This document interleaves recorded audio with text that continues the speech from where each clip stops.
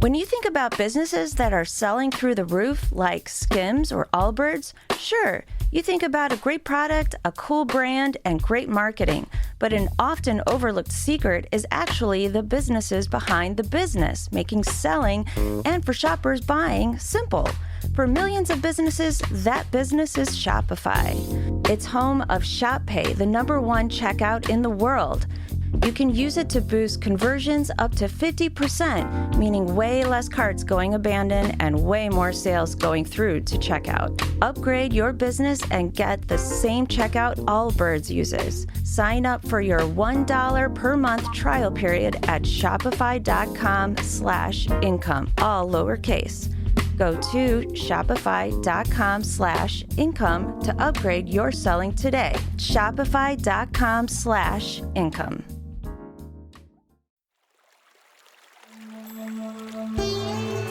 Hi everyone, I'm Deb Flashenberg. Welcome to Yoga, Birth, Babies, a podcast produced by Prenatal Yoga Center. We will be diving into everything prenatal yoga, birth, and baby related, hoping to inspire, educate, and empower you through your journey into motherhood. Thank you for listening. Hi, I'm Deb Flashenberg. I'm the host of Yoga Birth Babies. And today we're going to continue our series From the Vault. These are some of my favorite podcasts from the past that we are dusting off and bringing back. This one is Why It's Important to Normalize Formula Feeding with Jayne Freeman. I hear a lot of students talk about sometimes the pressure to breastfeed, or they had struggles, or they simply chose not to, and maybe had some shame or just overwhelm or confusion about formula feeding. And I want to take that away. I want people to be able to feed their babies how they want without feeling like they have to justify their choice.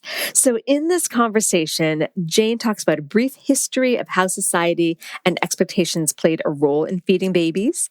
We talk about current breastfeeding narratives. Jayne shares her feelings on how the current breastfeeding narrative may contribute to a negative parenting experience. Also, different ways to normalize formula feeding and ways in which formula feeding has evolved in the last several decades, and also where parents can find support and advice on choosing the right formula for their baby. I think you're going to get a lot of great support and information from this conversation, whether you are breastfeeding or bottle feeding and formula feeding.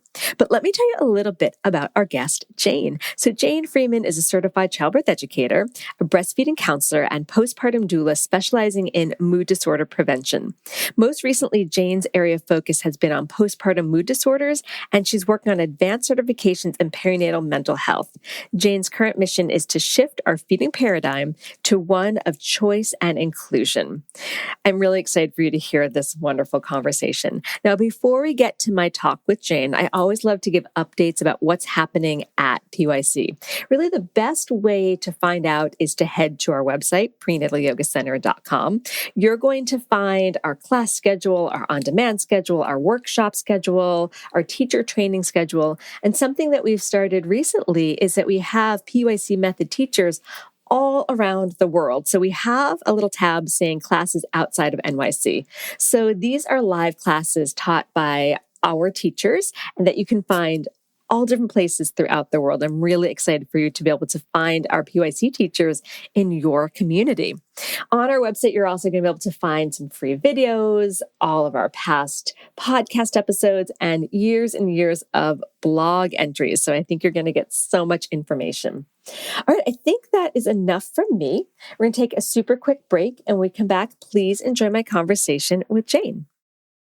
Adobe Firefly is the all-in-one creative studio with AI-powered image and video editing for today's creative process. Built for creators of every kind, Firefly helps you generate, edit, and experiment fast. Because the asks aren't getting smaller, the budgets aren't getting bigger, and the timelines, oh yeah, still tight. With all the best creative AI models in one place, Firefly brings your ideas to life. Unlock a better way to make with Adobe Firefly. Hi, Jayne. How are you? Hi there. I'm well. How are you doing? I'm doing really well. I'm excited to jump into this topic with you. I know that we did an Instagram Live about this, but I want to go deeper, talk about formula feeding, because I feel like there's so much So much conversation about breastfeeding. And then I know the students at Formula Feed, they kind of look around sheepishly and I don't want that. So I want them to, have that opportunity to feel normal with their choices, not, hiding behind them. So before we dive into that, I'd love to learn a little bit about you and how did you get into the birth world? I got into the birth world basically by giving birth. So after the birth of my two daughters, I was just it's just enamored with the whole process, the being pregnant, the giving birth, and what life was like on the other side. So after my second daughter was born, and that was a really crazy birth, it was 90 minutes from start to finish. Holy crazy. Yeah. I mean, when people talk about like, oh, we might not make it to the hospital in time, I'm like, listen, 90 minutes. I was in the Holland Tunnel on my way to the hospital and I was already pushing and I made it to the hospital in time. So anyway, no, but I was I was a longtime New Yorker and I moved from Manhattan to Jersey City and I was not that thrilled with it. It was Jersey City 20 years ago was very different than it is today. Mm-hmm. So one of the first things I did to make myself feel better was I started my own public access show. It was something I always wanted to do. When I was in New York, I was always really intrigued by the idea. But in New York, it's really competitive to try to get a public access show. So I learned really quickly in Jersey City, it was totally easy. People had nonsense on public access. Like literally there was a guy who would like just look into the camera. He was lit by 2 candles and he would read the tarot cards for the entire zodiac. Like he would just go through like, Aquarius, you're feeling kind of out of sorts this month, but that's because your moon is in retrograde. Like he would just come up with these things, these very like generic zodiac thing. And I was just like, if he could do that, I could talk about something really interesting like birth and pregnancy and trying to breastfeed in public and all the problems that I'm having with my adjustment to motherhood. I was like, I have juicy topics here. And so they gave me a show, like sight unseen. I was like, wait, don't you want to see my like audition tape? And the guy's like, have you seen what's on this channel? So anyway, that's the sort of informal way that I got into it. And then over the years, I just... Wait, I gotta ask, do you still do it? Your show? I had to put it on hiatus because I was so busy living life, having, being a single mom. Eventually, like I became a single mom. My girls were young. I was teaching like I had stopped it, but then I restarted it just recently. Oh, that's so great. It's still called Mama-Rama. It's on YouTube, and so there's shows that are like 15 years old where like, oh my gosh, I got to check those out.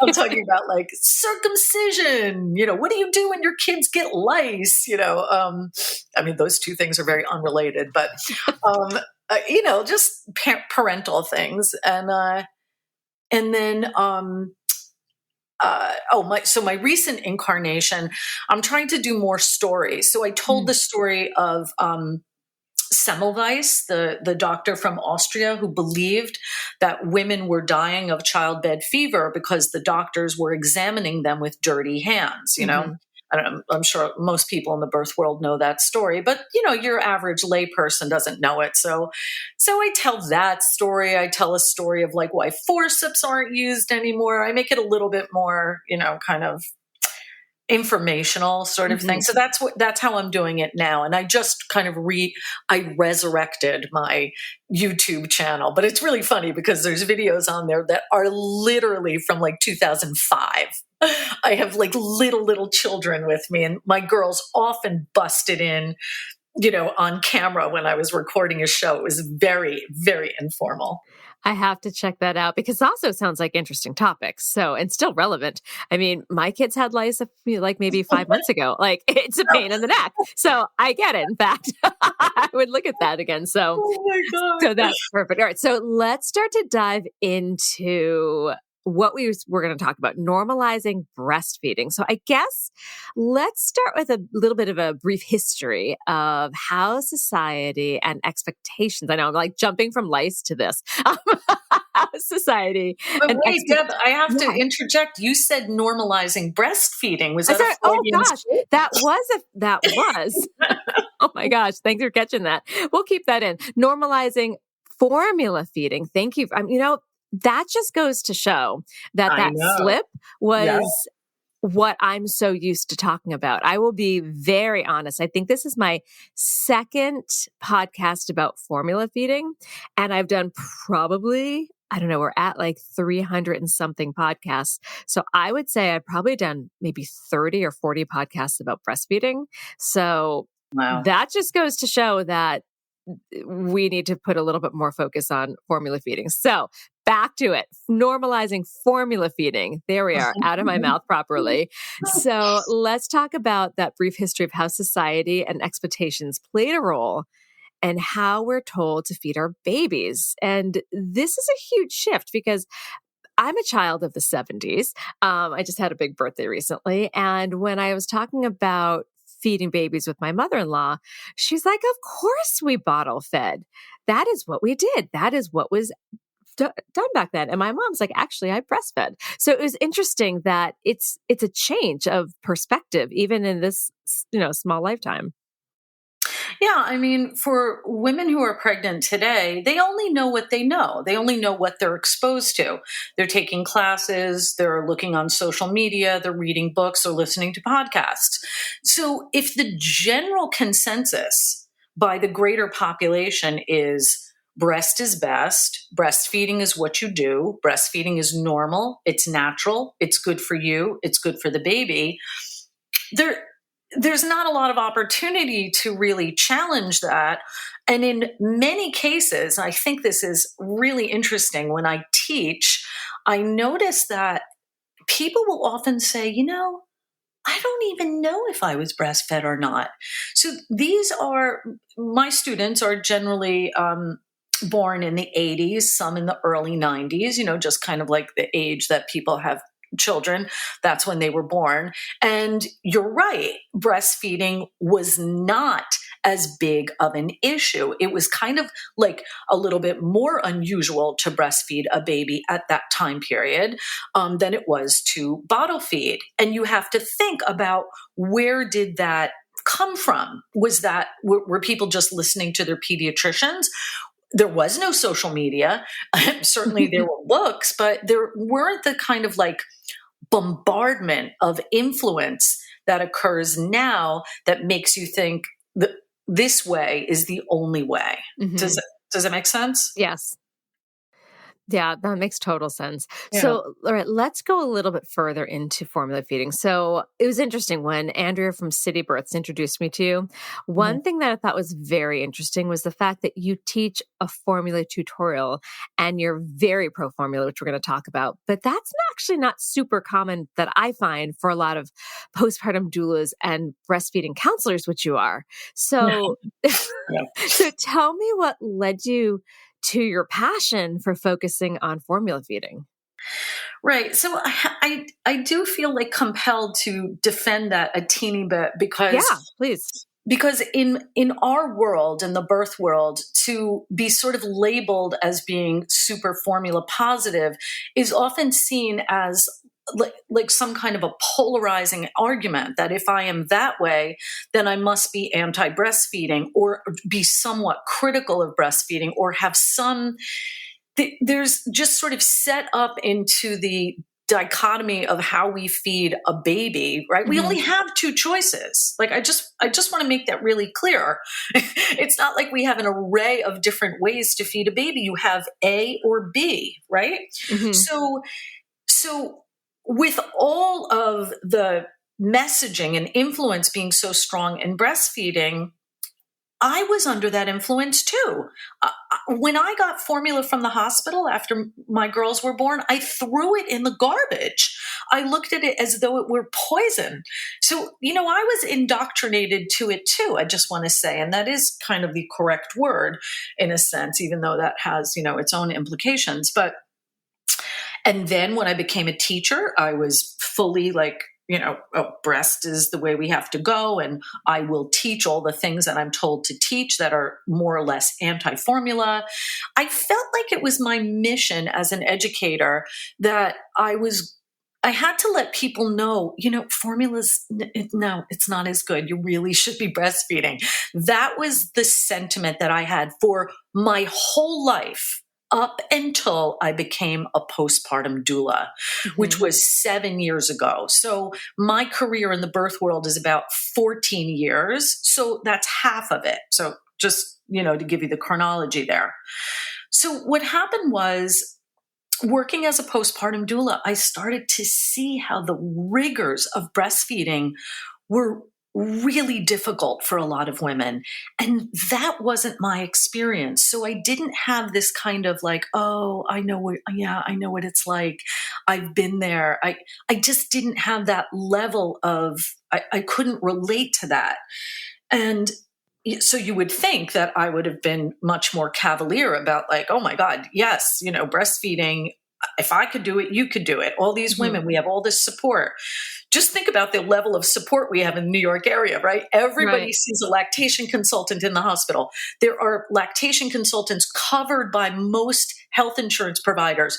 This cracks me up. We even have Boober, right? So we have a lactation service based on the immediacy of Uber as a model for like, you need lactation help. You call this number, you go to this website, you look it up on the app, and we can have somebody at your house, within hours.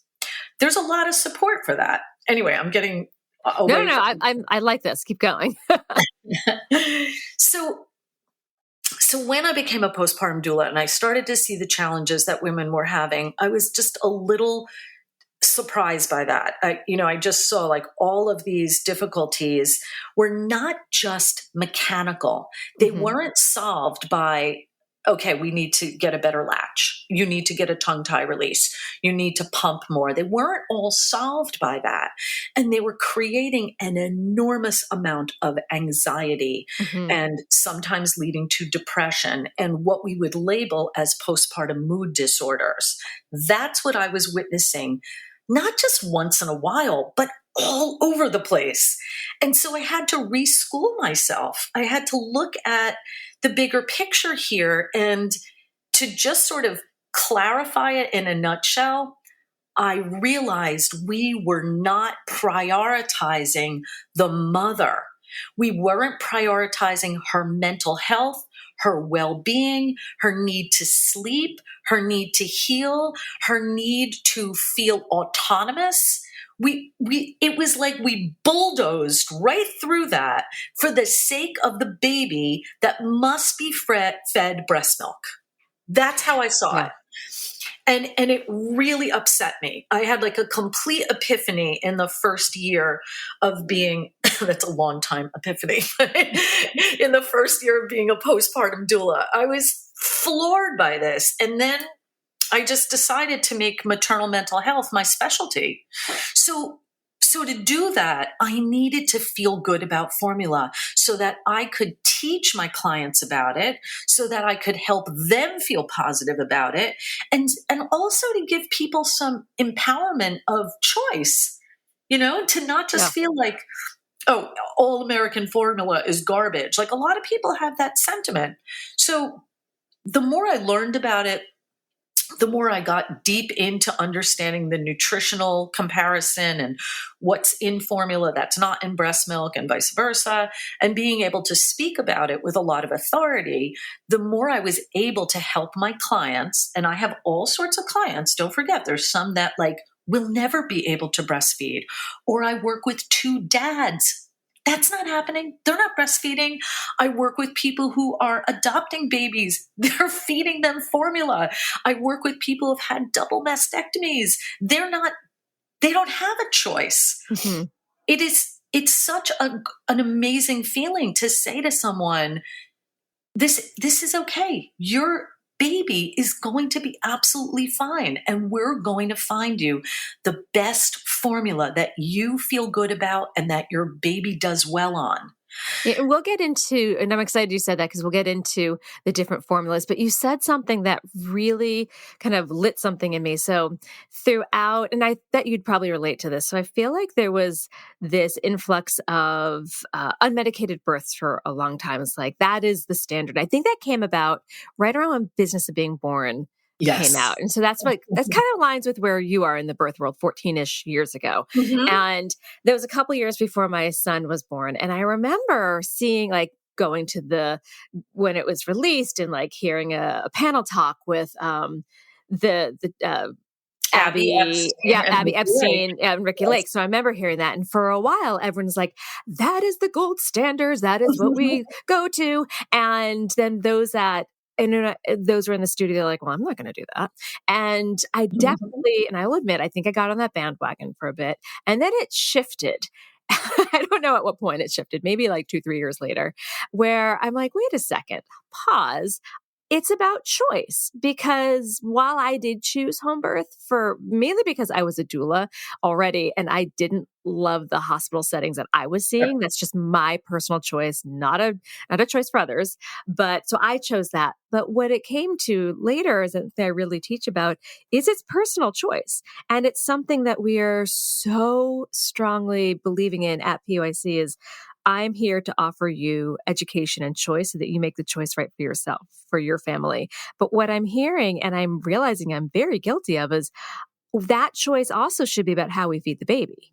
It's not, and I feel like what you just highlighted is while everyone's like, birth however you want, it's your choice. I don't feel like we put that out as a society of feed your baby however you want. I still feel like it's looked on kind of with a side eye. Absolutely. And I grapple with that all the time too. And I try to use what you just said as an analogy to help other people that I'm talking to and other birth workers for that matter, to kind of understand that the direction we always want to go in is one of choice, not sort of militancy, right? We're going to talk about that. So actually, let's take a super quick break. When we come back, I want to hear your thoughts because I know that you feel strongly about we have a current breastfeeding narrative about being too militant. So let's take a quick break, come back, and talk about militant breastfeeding. Okay. We'll be right back. Pepsi Prebiotic Cola in original and cherry vanilla. That Pepsi taste you love with just 30 calories and no artificial sweeteners. Pepsi Prebiotic Cola. Unbelievably Pepsi. Walmart Business is in the business of saving you time, money, and hassle. Whether your business started in a garage or is a garage, Walmart Business has the tools to help you get where you're going. Tools like free shipping, multi-user accounts, and just about any item your company needs. Even a double filtration cyclone dust collector. Yep, even that. Sweet. Walmart Business. It's the Walmart you love. Now for your business. Learn more at business.walmart.com. Terms apply. Okay, we're back. So let's jump. So I want to tell me more about your thoughts about how and why you believe the current breastfeeding narrative is just too militant. All right. It's very simple. When we talk about natural birth versus medicated birth, right, we're often a good childbirth educator, anybody working in the birth field certainly understands that not everybody is going to go about birth in the same way, right? We understand that. So your comfort zone was having a baby at home. That could be someone else's worst nightmare, right? And vice versa, using the hospital as the opposite. So we understand that. The thing is about feeding a baby, all the emphasis goes on the other person in the equation. When you make a choice to have an epidural, you're really impacting yourself and your own birth. But when you make a choice to feed a baby breast milk, it's good for you and it's good for the baby. But really, the emphasis is really on the baby. When people talk about the benefits of breastfeeding, and we know there are studies that show that breastfeeding is very good for the mother, right? We know that. But all the emphasis is on the baby, all the wonderful things that breastfeeding can do. And then we kind of tie it all together by making it seem like, well, it's a bonding experience. It's the flow of oxytocin. It's the closeness. It's all of these things, which are not untrue, but they aren't there for every single woman who is breastfeeding. They're there for the women for whom breastfeeding is going well. That what I just described is not there for the woman who is having challenges. Mm-hmm. So in a nutshell, I feel like it's the woman's choice for how she's going to give birth, because it's very much this, it's her journey. There is no other way to do it. She's got to get the baby out of her body. Nobody can like step in and offer a substitute for that. But with breastfeeding, it's all about the baby. All the emphasis goes on the baby. And that's why when you see a post, for example, this week, a couple of days ago, parents, Instagram made a post about, I'm going to prioritize my mental health over breastfeeding. There was a lot of angry pushback to that. You had women saying, wow, that's selfish. Wow, breastfeeding, not for the weak. All sorts of judgmental comments that, yeah, you might be able to apply that to somebody getting an epidural, but we don't really see people do that. Do you know what I mean? Do you see women sitting around going like, look at her, she had an epidural? You know, like, I don't feel like people are that judgy about it. They might be internally kind of be like, well, you know, that's the way she did it. I did it my way, and I think my way is better. But we don't really verbalize that in a sort of tit for tat competitive way. Mm-hmm. But no one seems to have any compunction about doing that when it comes to feeding your baby. And I really think that it's because it's seen as a more or less selfish or selfless decision to work hard to breastfeed or to quote unquote give up and to formula feed. And I'm saying quote unquote because I always tell my clients, we're not going to call it give up. We're not going to call it anything negative. We're transitioning to formula. So that way you don't feel like you failed at an endeavor. I love that because I've had many students. In fact, as we talk about breastfeeding, bottle feeding, I had one of my friends, I was her doula for both her births. She was adamant to breastfeed her babies. And her first one, it did not go well. Mm-hmm. She saw like every doctor, every lactation consultant, and she suffered. I'd come in and she literally had her nipples in 2 bowls of like salt water. Like she suffered, but she stuck with it because she believed that's what she needed to do. But I was watching from, the lens of her friend, watching her exhaust herself. And then when she had her second, we had to talk about this. She's just like, I don't think I can do that again. And I said, you don't have to. And something came over her. She's like, I don't have to. Because I think she saw that in hindsight. I think when she was in the midst of it, I don't think she really saw that it was an option not to. But after it, and then looking into possibly doing it again, she recognized she didn't have to. And it turned out that her second child, actually, whatever, it worked differently. But there was that moment of realization. She's like, I don't have to.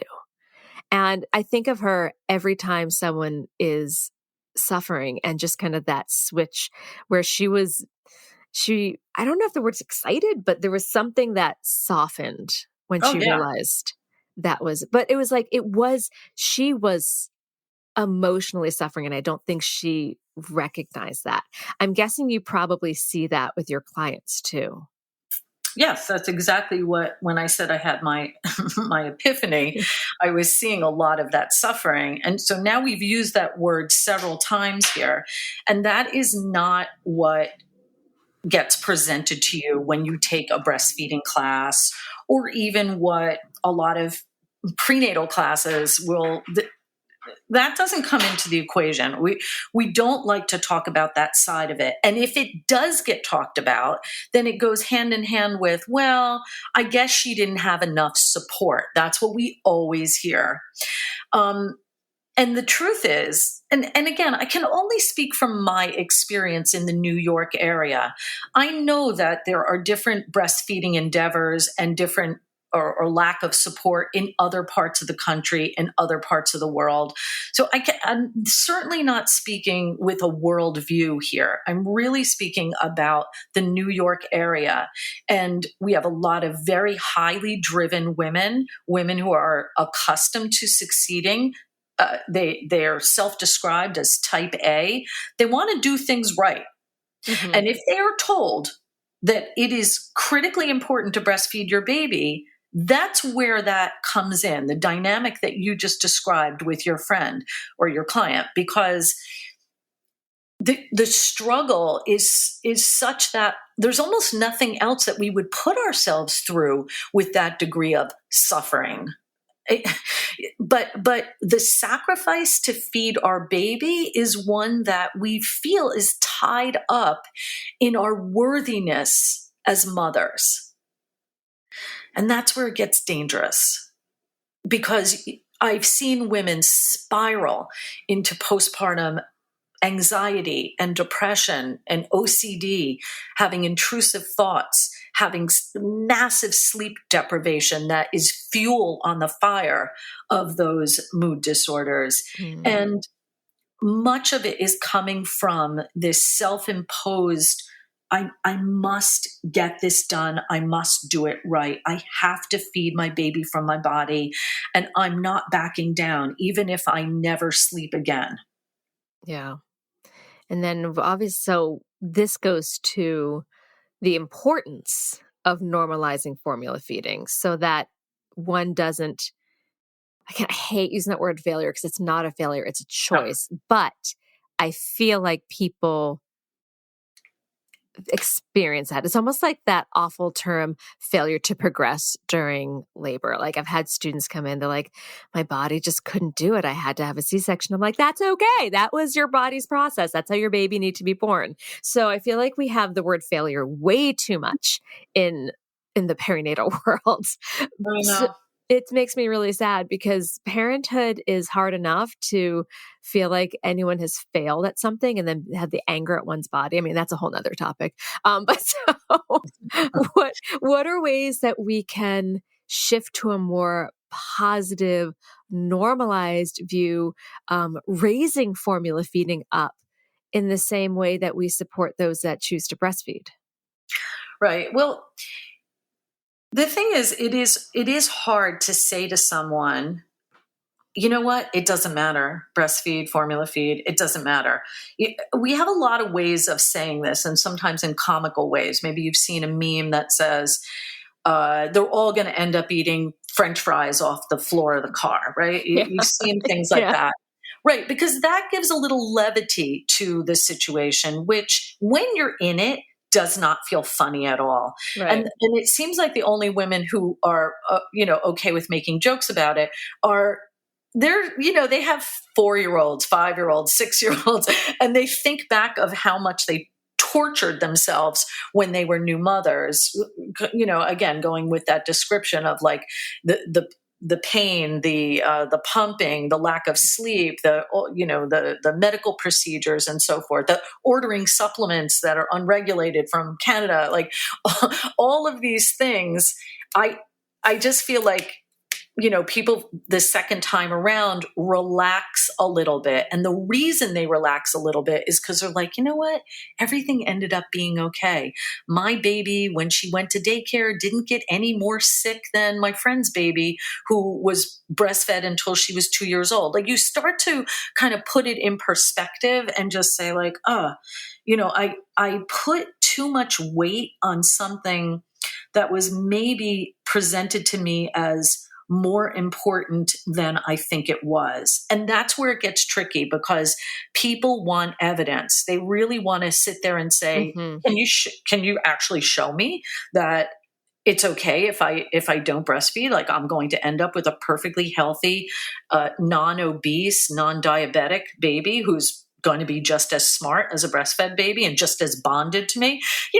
Those are tough things to prove. And a lot of our clients, like Emily Oster, for that reason, that she's going to crunch the numbers for you, basically look at the quality studies and say something like, you know what, it's a lot of those claims are correlations. They're not great studies. They don't really give us conclusive information that breastfeeding is going to be that much better. And again, that's a slippery slope. People don't want to hear that necessarily unless they're open to hearing that. And they're like, good, tell me more. Tell me it's going to be okay. And so that's where I come in. So your question was about like normalizing.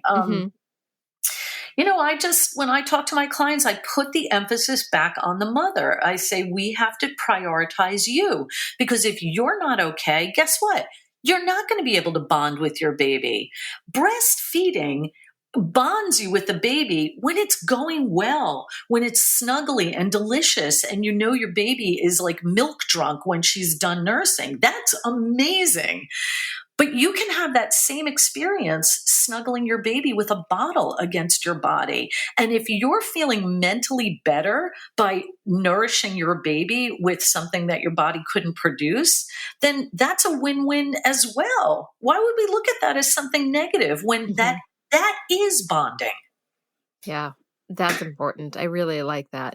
And I will make sure that we do link to some of Emily Oster stuff, because I do like that she crunches the numbers for us.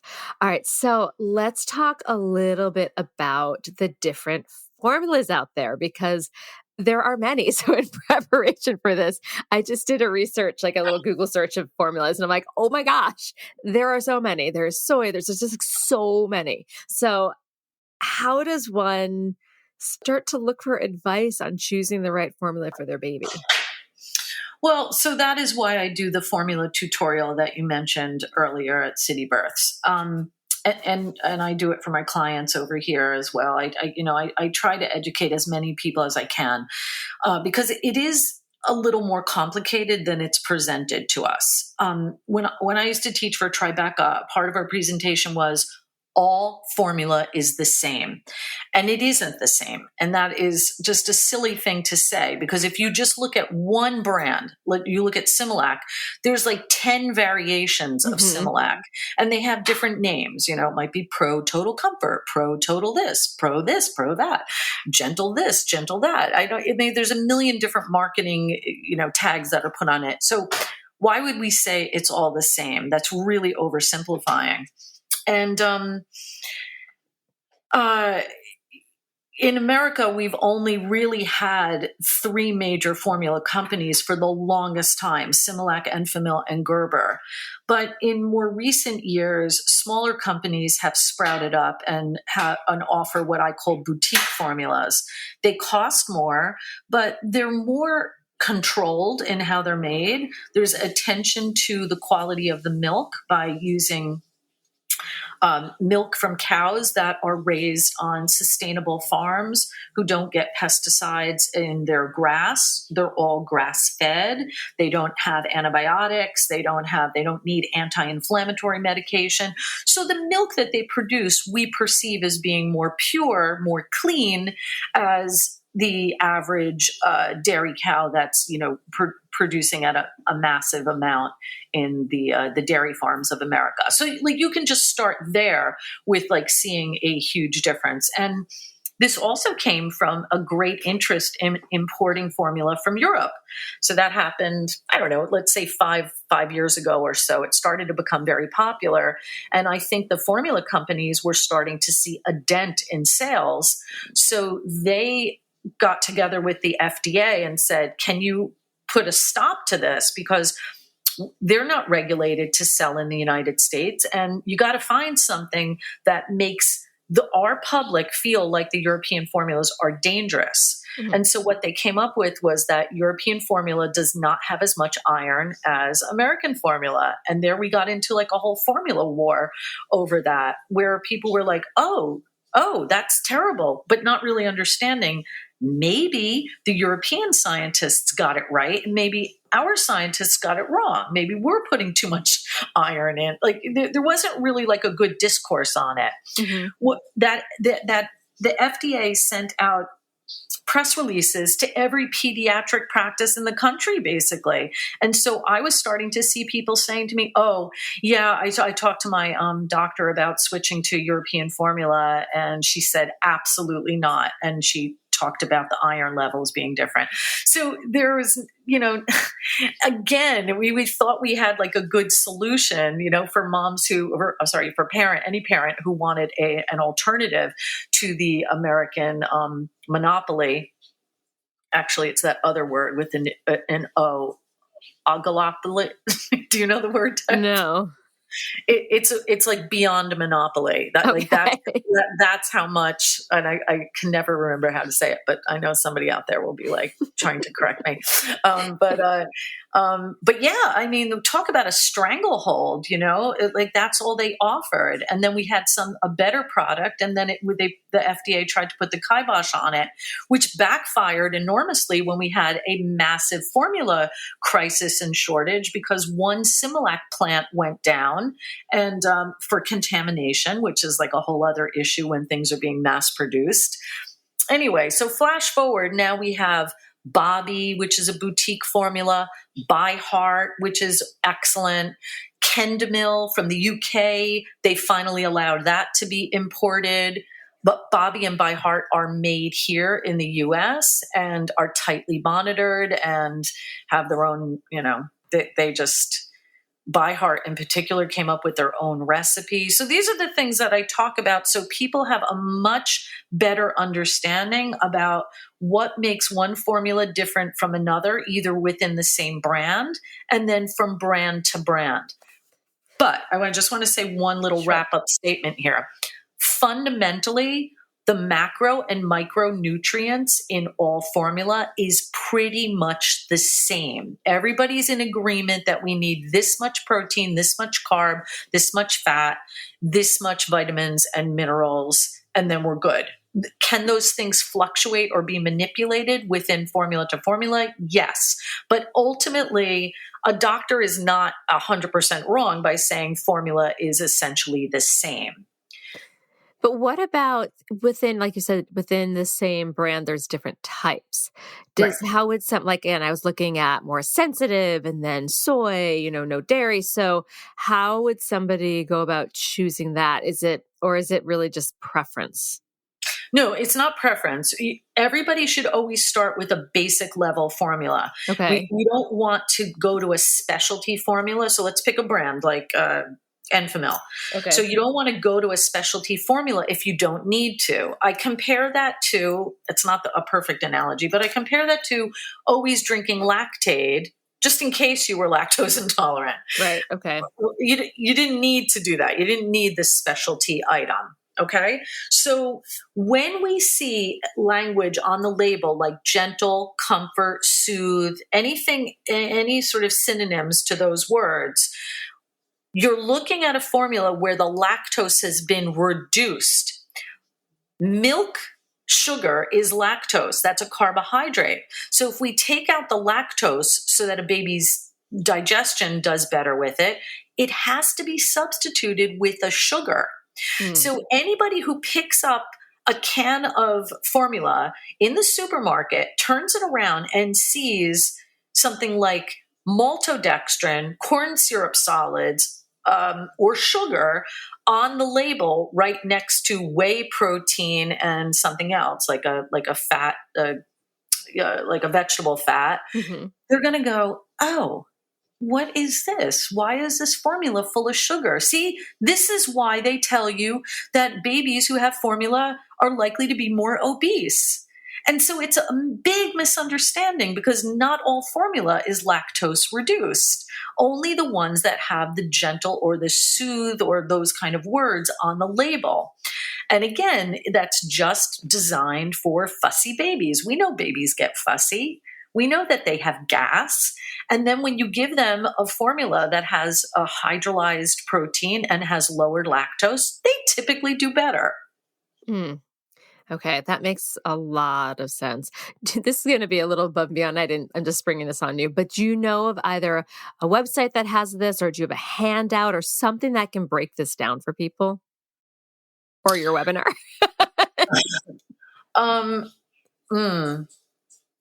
I don't have something off the top of my head that breaks it down. That's an interesting idea. Maybe I should provide. No, I do have a good idea. There are a couple of people on social media who have big followings, and they're strictly about formula. So on Instagram, there's Mallory Whitmore. She is called the Formula Mom, and she has a lot of material that you can either pull from her website, or you can, you know how on Instagram you have highlights. So you have that sort of, so I think in the highlights, she has a lot of great information about, do you need to boil water or not boil water? What's the difference between this and this? Why do, so I think in her Instagram, there's a lot of good information for that. And then there's someone else on Instagram called the Formula Fairy. So that's somebody else who, and then I learned all of my information from Dr. Bridget Young. And so she goes by the infant formula expert, but for whatever reason, she doesn't do a lot of Instagram. I feel like she was the other person I interviewed for. Remember I said I've done 2 formula. Yes. I'm pretty sure that was the other one. Oh my God, that's hilarious. Dr. Bridget Young. She's very chatty and upbeat. She's great. Yeah. Blonde, really fun. Really, blonde, it was a very fun conversation. She's a very energetic. Yeah. Upbeat. That's so funny. I'm like, yep, out of my 2 formula feeding podcasts, there we are. I'll make sure I put this in the show notes for those listening. That's really funny because I would say she's my formula mentor. When I did a in-depth study on formula so I could understand it better, I did it through her online class that was brilliant. I mean, a parent can take that class too. It was very, very detailed and very, nutrition heavy in a way that it's not part of my background. I had to really understand protein molecules, whey and casein, amino acids, all of that. But she explains it, I think, in a very digestible way. Yeah. I'll make sure I connect to that podcast as well. But it's important because I think people do get overwhelmed. Again, I looked online and I'm like, oh my gosh, there's so many different types. But I do appreciate you saying start with the basics and then see how your baby responds to that. Right. And just another thing I want to say about the protein, almost all the protein for all the formula in America is going to be cow's milk protein. We don't do a lot of goat's milk. We don't do any goat's milk formula. If anyone's going to feed goat's milk formula to their baby, they're going to have to import it from Europe or the UK because that's just not part of our thing. We don't drink goat's milk. We like goat cheese when it's with arugula and beets, but we don't use goat's milk as a regular thing. And then soy, of course, is another alternative to protein. And I really don't find many pediatricians steering people towards soy-based formula. So there's a little bit more of a complicated story behind that, but I just want to quickly say that formula in America is almost always going to be cow's milk. That's pretty much it. I can't think of very many circumstances. Even when people are diagnosed, they're oh, my baby has a cow's milk protein allergy. They still don't point you towards soy-based proteins. So I just want to put that out there. So in some respects that might clear things up okay, those are some choices that I could push aside for the moment, and really that makes a lot of sense. Yeah. It's funny, without going too much on a tangent as we wrap things up, I remember when I was in India, goat was very popular, cow was not. And then my husband was telling me, he's like, in most parts of the world, goat is more popular than cow and chicken. I'm like, oh, that's so interesting. That's right. That's a little side. All right. So we're going to take another break, but when we come back, what is one final tip or piece of advice you'd like to offer new and expectant parents? And you can put on the hat as a parent. You can put on the postpartum doula hat, the breastfeeding counselor hat, whichever role you'd like to take. All right. We'll be right back. This episode is brought to you by Netflix's Remarkably Bright Creatures. What if a Pacific octopus held the key to a mystery that could heal your heart? Well, that's Tova's reality. An elderly widow working at an aquarium, Tova forms an unlikely friendship with the curmudgeonly Marcellus, whose remarkable intelligence leads her to a life-changing discovery. Watch Remarkably Bright Creatures with your remarkable moms this Mother's Day weekend, only on Netflix May 8th. Okay, we're back. So, what is one final tip or piece of advice you'd like to offer new and expectant parents?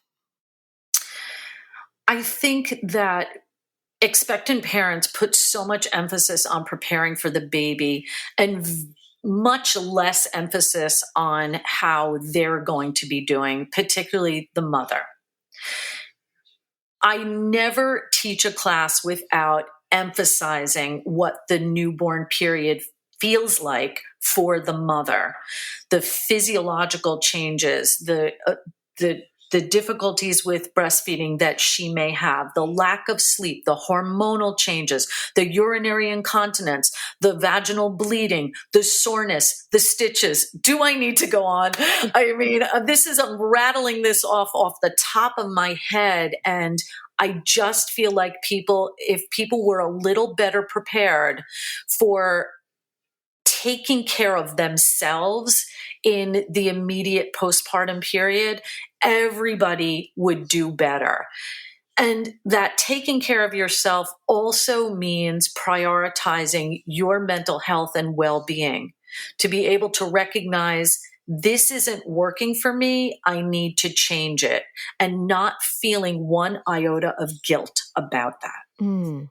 Oh, I like that. Where can people find your work?